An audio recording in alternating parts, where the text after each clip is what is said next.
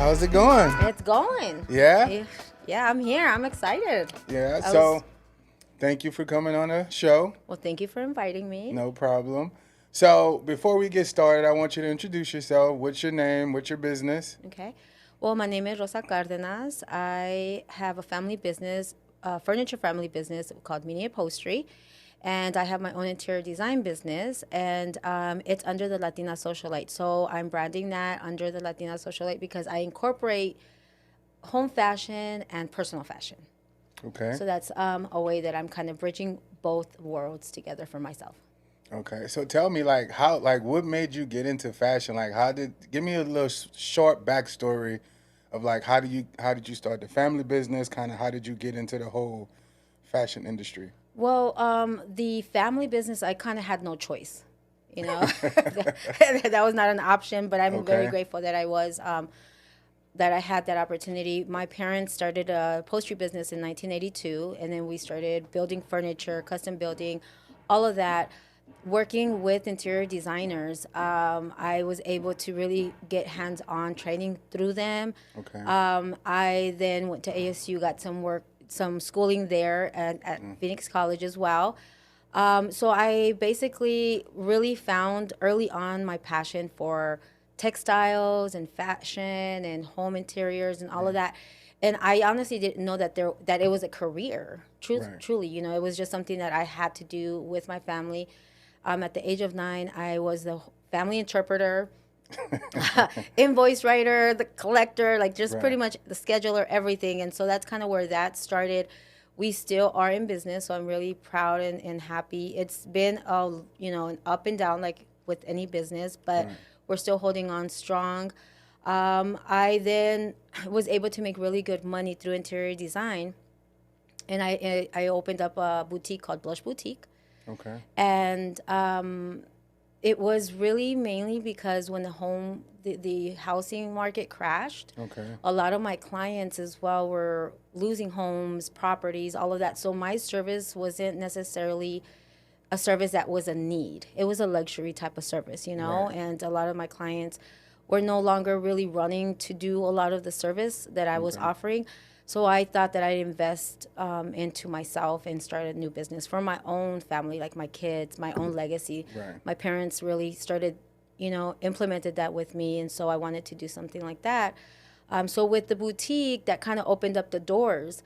Right. But it's a whole different monster, Yeah, so that's what I was about to ask you. So a lot of people don't understand about being an entrepreneur, and it's scary.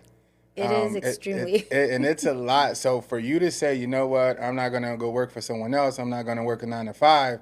I'm going to jump off and start my own business. What was some of in the beginning, what were some of your most difficult challenges? And then how did you get through them? Well, I think the biggest challenge was me thinking that just because I had a really strong network, that people were going to flock to my boutique. That people were just going to just support me 100% because, you have friends and you have connections. And I did get a lot of support, I did. But at the same time, it's a different industry, and I thought that because of, again, the support, the friends, the family, the connections that I had, that my business was just going to take off right away. And it didn't, I had to start a new network. Right. I had to connect. I had to literally start from ground zero, and it was very discouraging at times when I realized I'm like, well, I know so and so and this and that person, so it kind of almost played with my mind a little bit because it wasn't that I wasn't getting support from my friends or my family. I mean, there's only so much they can buy from me, you know what I mean? And then that's when really social media was just starting. So we were all kind of learning about it too, on how to share and whatnot. But it was through the Arizona Hispanic Chamber of Commerce. They really opened up a lot of doors for me. They really implemented me into the shows, kind of like what you did for me. Right. When there was an opportunity, I was the first person that they called, and so I think through that, in my stubbornness of being an entrepreneur, that's you have to be stubborn. Right. You cannot just think that it's just going to be handed to you. You can't think that things are just going to be easy. And so I think that also for the love of the passion that I have for what I was doing as well. Right. You know, people were coming into my boutique and really were liking what I had to offer and the services. And it kind of just, I'm a big believer in having structure, but also allowing things to kind of flow and take its own form, you Right. know? So let me ask you this. So you said something very interesting. I talked to a lot of business owners. So you said when you first started, you thought because you had connections, you had a lot of friends and family. A lot of people do that. When they first decide, you know, you got your family rooting for you, things like that. So I tell people a lot of time, your friends, your family, your people in your circle, it's ways that they can support without buying, Right. right? So I want you to talk a little bit about that for me. Like, so if you have like your friends, your family, the people in your network, like if they think that the only way to support you is by buying, what are some other ways you think that people can support you that's close to you? Well, I think that nowadays where we are with social media, sharing, you know, just literally Which is sharing. for free. Right, right, exactly. Reposting, just, you know, talking about what you have to offer as well. Because a lot Right. of the times, you know, everybody has a different network. Right. And everybody's always asking for, you know, hey, do you know X, Y, and Z? Or do you have a you know, recommendation? I think we're still back to the old school ways. Just because we have social media, it just amplifies it. It just gives Right. us kind of, like I say, a highway for us to really navigate a lot of those things. So I think as friends, I'll speak for myself as a friend. Like, Okay. if my friend has a business, I'm going to push it. If I believe in her and she's my friend and I know that she's done that for me, because it's all going to happen at different times. You know what I mean? Like, Right. you're going to need your friend and in a different time that she's going to need you and vice versa, Right. you know? So you can't support each other the same way and you can't support each other at the same time. But when it's presented, you should support, you know? So when they don't, then I want you to tell me like how is that when they don't support you? Is that discouraging? Is that like do you Highly. It's yeah? highly discouraging. I think that because as far as like for me, I just pour into people and not that there's an expectation of having something in, you know, in return, but I think that when you build a friendship, you do kind of want to have that support as far, especially with the as an entrepreneur, like you really rely on that type of support, you know what I mean? Because one, as an entrepreneur, I don't know if you've seen this, Ruben, when there's like this one lady where they make a sale at their boutique and then the customer leaves, and when the customer leaves they're literally doing like the happy dance because every sale counts, you know Right. what I mean? Right. Every sale, every dollar, every cent, everything. So anytime that a friend, and then when a friend sends it, I think there adds more value to it as well. It just kind of reassures you like, okay, I do have that comfort and that support, you know? Right. So it's super important. Right. Yeah, and it's interesting because now that kind of leads me into like how we met, right? You know, we have a mutual friend in Sandra, and like you said, me and you built the relationship based off of her just telling me about you. So that's huge. So like you said, a lot of Absolutely. times what friends don't understand, it don't have to be them coming into your boutique to No. buy something. It can literally be them telling a friend that they know, telling a friend's friend that they know. And it's so many things that people can do to support each other that doesn't require money, Right. right? And sharing your network, I think like when you are in front of someone that you've met, but that person not necessarily is someone that you can benefit from in a certain way, but right away it'll click to you and say, oh my gosh, I need to call so and so, I need to call Sandra, I need to call Ruben, I need to call whomever you need to call because that person you just met could really benefit from, you guys can benefit from each other. I think that that's really the most important thing is as a friend just kind of be an advocate for your own friend, you know, be that ear and the eyes. And when you have good friends, that's what they'll do. You know, when you're not in the room and there's an opportunity that comes up, you come to mind. Right. You know. So, and I don't want to spend too much time on this, but I think it's a very interesting conversation because a lot of the business owners I talk to about that always says how, you know, it's the friends and family that really don't support you. So if you have those family and friends that's supporting you, that you support, but they don't return the favor, how do you deal with those situations? You want me to be honest? Yes. Hey, yes. It's been a very long journey. It's been a lesson for me. I Okay. think that it was at first, it was like, oh, it's okay, it's okay. Trying to convince myself of it not being important or not hurting my feelings. Right. But I think, or not taking it personal. Right. But I think I've gained enough knowledge and enough experience to know, like, no, like it is personal, Right. because it's not just business. It's not just someone off the street. It is someone that might struggle to a certain degree. You Right. know what it is, to be able to, be like my mom says, 1 cent short of a dollar. You know what I Right. mean? So it is hard. So I just start to see people for who they are. Right. And I start to, not to say that we categorize or we should categorize friends or anything like that, but when you start taking note of the fact that they keep bypassing you and bypassing you and Right. bypassing you, it starts to kind of Stings a little bit. exactly. Right. And also God's like, hey, hello, wake up. You know what I Right. mean? So it's like either you're gonna sit there and like just feel bad and continue to feel that same feeling, or be like, you know what? Okay, I get it. I see where we are. No problem, no hard feelings. Let's just keep it moving. Yeah, and it's kind of like with me too. And I've noticed, when to be successful as an owner, you have to do things that you don't want to do.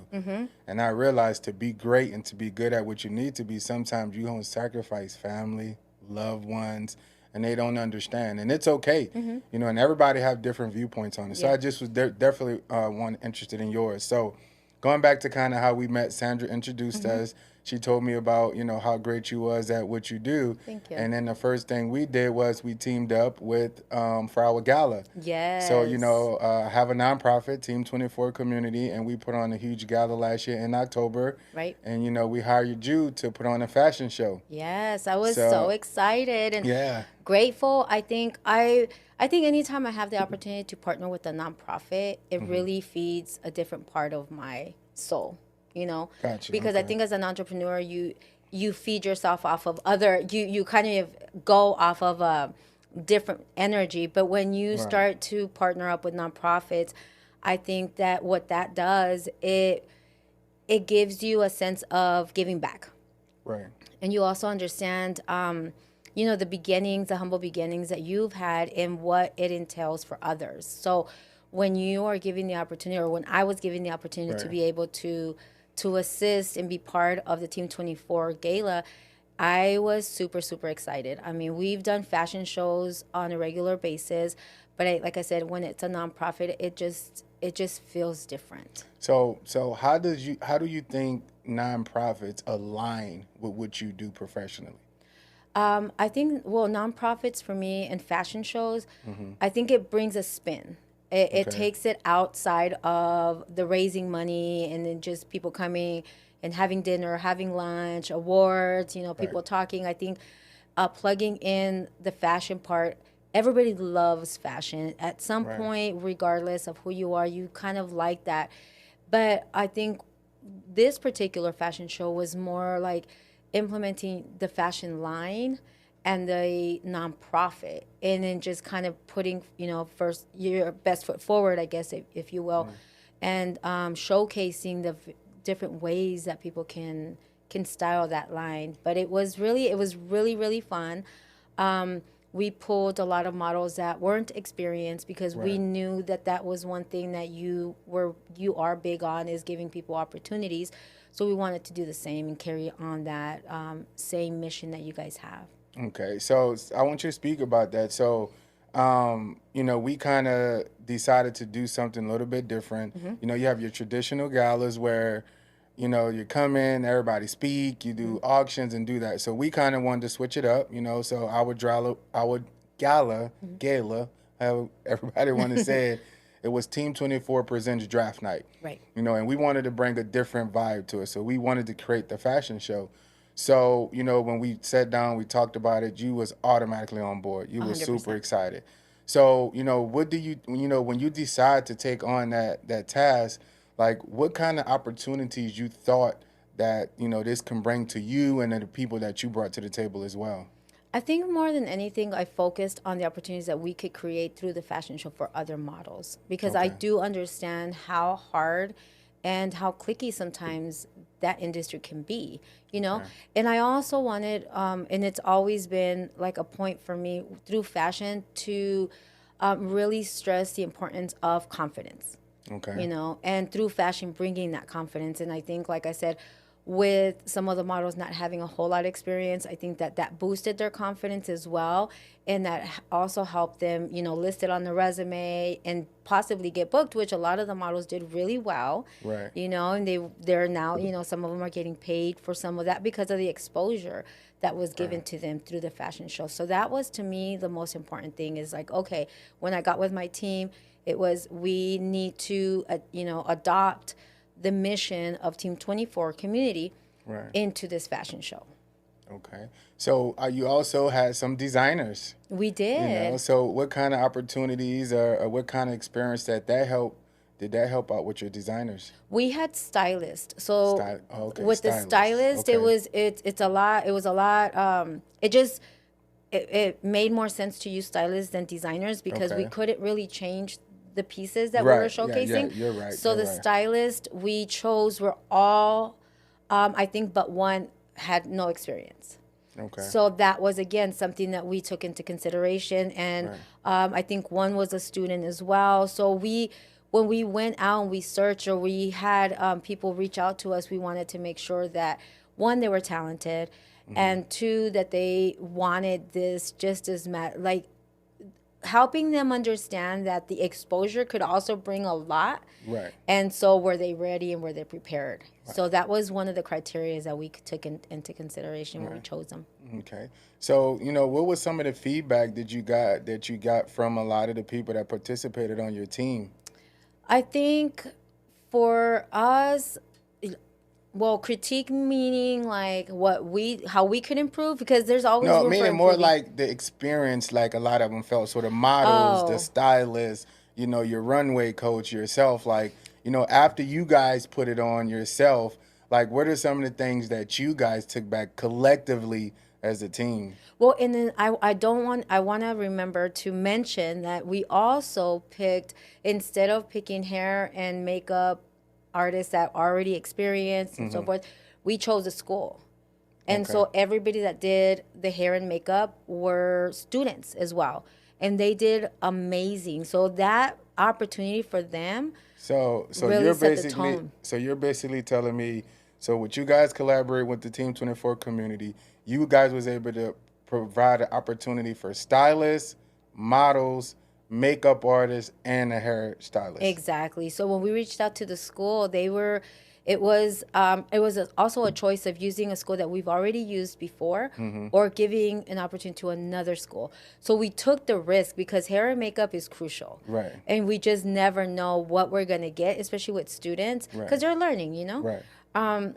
But this school was amazing. They were so professional. The students were so excited and grateful. They were there on time. They left when they were supposed to. They didn't leave, you know, anything that we needed to take care of or anything like that. So, but going back to your question, as far as what feedback we've gotten, I think it was, like I said, we had a mix of experience and non-experience.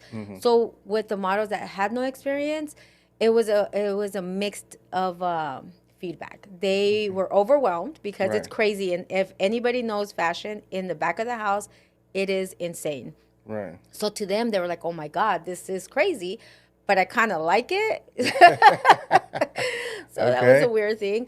And with my experienced models, I think what they got was what they would have liked, or maybe moving forward, is a little bit tighter on maybe listing because a lot of things had to get moved around last minute. Right. And so I think keeping them in the loop about that, even Right. if it's last minute, even if they're just models or what have you. Right. So that's something that I talked to my runway coach about. And I said, I think that it would run a lot smoother, and keeping them in the know about any changes instead of it just being last minute would have definitely helped be a little bit smoother transition. And keeping you in the loop, because I know that there was a little gap and it was like, oh my God, what's going on? But I think that keeping you in the loop, you know, when any little change, I think that would have also helped. So of all of the people that you had participated in that, do you think that, you know, if they ever had the opportunity, they would do it again? 100%. Yeah? Oh my gosh, 100%. I think that they support Team 24 community and the clothing line and what it stands for. I think that's the most important thing is really what and how it gives back. And that's the thing that really stood out to me with you guys, because Team 24 community is all about giving opportunity to the people around us. So, you know, when we put on the gala, like you said, we had a high school band, we had the models, we had cheerleaders. You know, it's all about us creating something where we're giving everybody and different people opportunities. So I want to thank you, you know, really appreciate you guys coming out and really doing that. I think it added a whole different component. For me, it showed me a whole different view on models, runways, fashion. And I actually took a lot of that back to me when I started designing and working on more clothes and stuff like that. So it was very helpful for me.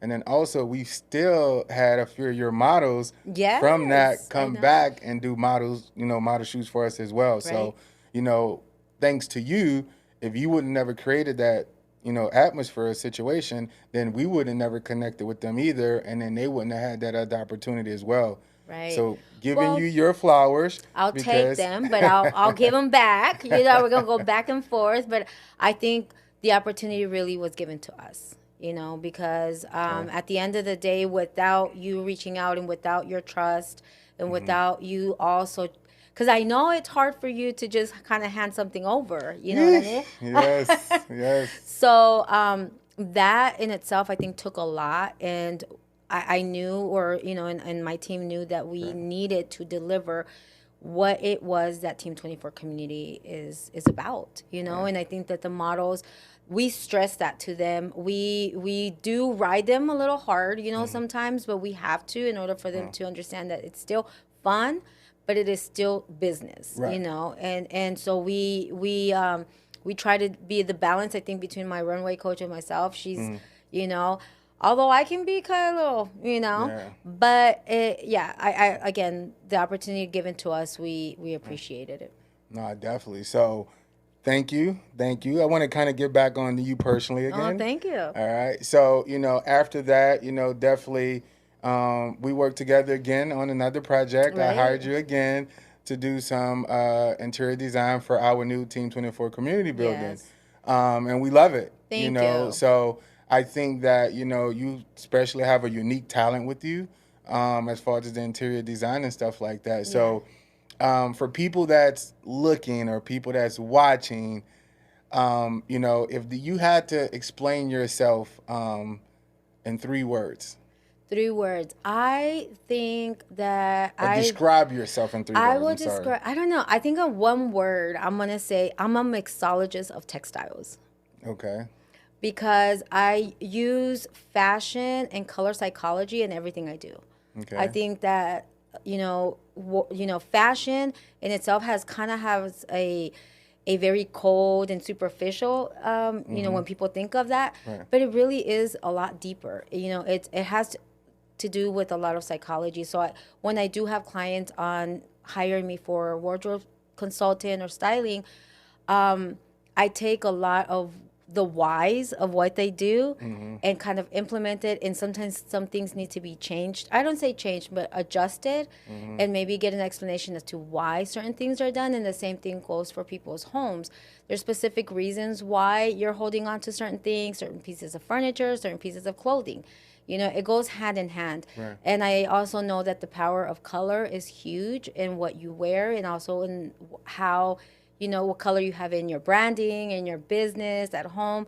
There's always a reason behind all of that. So you just don't do this as a hobby, like you really do this. Oh, I love what I do, but there's you can tell like the passion behind it. Like you do homework, like you really do this. Oh yeah, when I have a client as far as wardrobe consulting, there's a sheet that I asked them to fill out, and it really dives deep into the whys, you know, and there's the reasons why they're doing things, what they would do, what they wouldn't do, why they focus on what do they consider to be the favorite part of their body, you know what I mean? Because a lot of the times through clothing we hide, you know. So let me ask you this. So which one do you rather do, more of the clothing or the home interior design?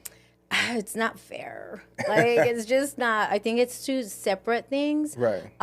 What they're seeking from me, but I honestly think that right now the wardrobe consulting, Wardrobe consulting. because I can see a quick confidence boost in that person. Okay. Even if we go out shopping, or if I'm in their closet and I'm teaching them how to mix certain things, Right. and they're like, oh, I didn't know I could do that. Oh, because a lot of times people think fashion, there's all these rules. Don't do this, do this. Right. Although there is, but it's like you just need to be comfortable in your own skin. So me helping people be comfortable in their own skin really is the ultimate like gratification. Okay. All right. So I don't want to hold you too much longer. You're fine. But before we leave, I want to play a little game. All right, let's go. You good with it? I'm good with it. I'll roll with the All punches. right. So the game we're gonna play, Would You Rather? Okay. All right. Okay. You ready? Okay, let's go. You sure? I'm like, ooh. Oh God, I'm nervous now. When we're talking about, let's talk about wardrobe. Okay. So, would you rather wear on a regular day? Okay. Would you rather wear more dress-up clothes or casual clothes? I will mix them. Okay. Because I think as females, we have that like luxury. We can wear jeans and heels, you know, and still kind of feel feminine if you're kind of feeling like not so much. So, I like being dressed up. Yeah. I will,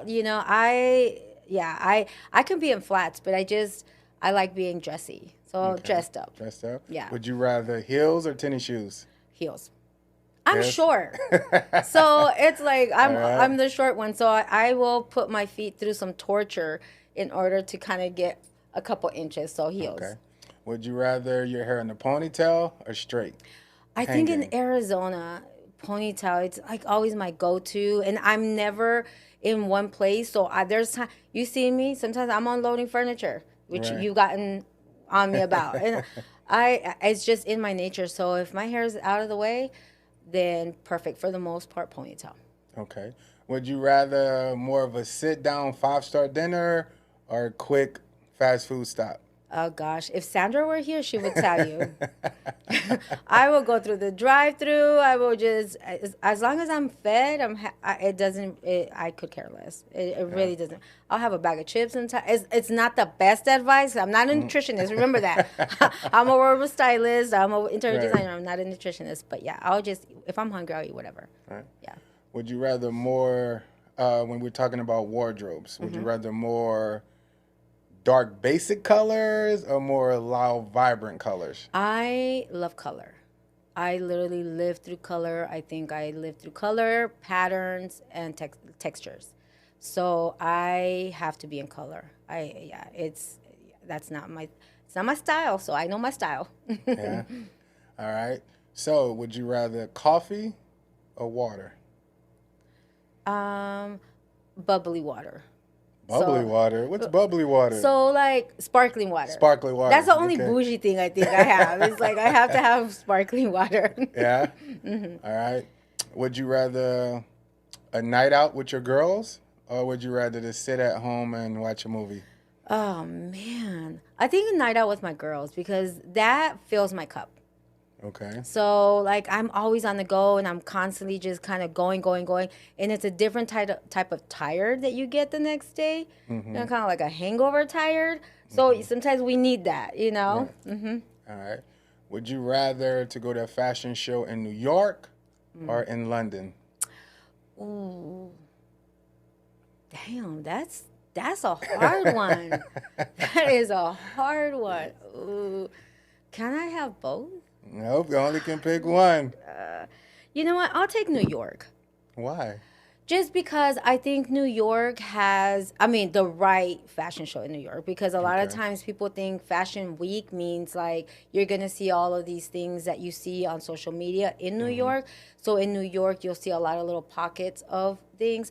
But because of that, you will start to see emerging designers, which then down the road, you'll see really evolve and become like high end designers. So it's kind of nice to see the evolution of them Okay. come from New York. So I think in Paris it's like kind of established and it's like already to be expected or whatever. Okay. So I kind of like to see how it's kind of goes, and maybe like the next time I go, they're in a different fashion show. So it's kind of Gotcha. seeing the growth of that.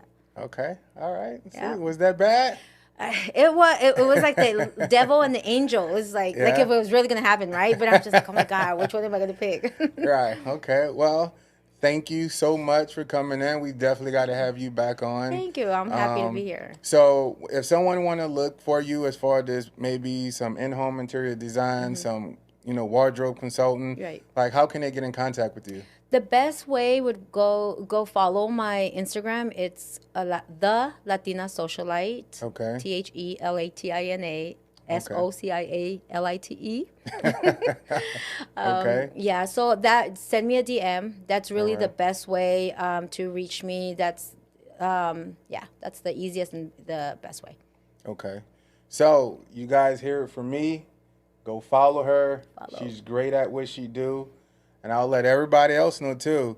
If you friends with her, if you relatives with her, you homegirls with her, whatever it is, you need to support her. Support is not always by money. Right. Like you said, I see you post a lot.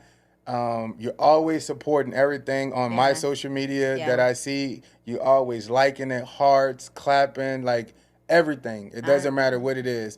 And I think if a lot of us be more supportive of each other, I think we can all win. Absolutely. It's not a competition. So, I just want to put that challenge out there to other business owners, other friends, family, whatever the case may be. We have to come together as a community, as a family, and support one another. Because at the end of the day, we the one that create the experience of life. For sure. And I think at the end of the day, it's like you said, there's enough for everyone. Right. And the way you want to do it and the way I want to do it is different. So why not share different experiences for different people? My son says, I mean, there's over 1 billion people in this world. So it's just vast, Yes. So, and especially now with social media, so there doesn't have to be just a little circle, Right. Yeah. So you guys heard it from me first. Go follow, and we out.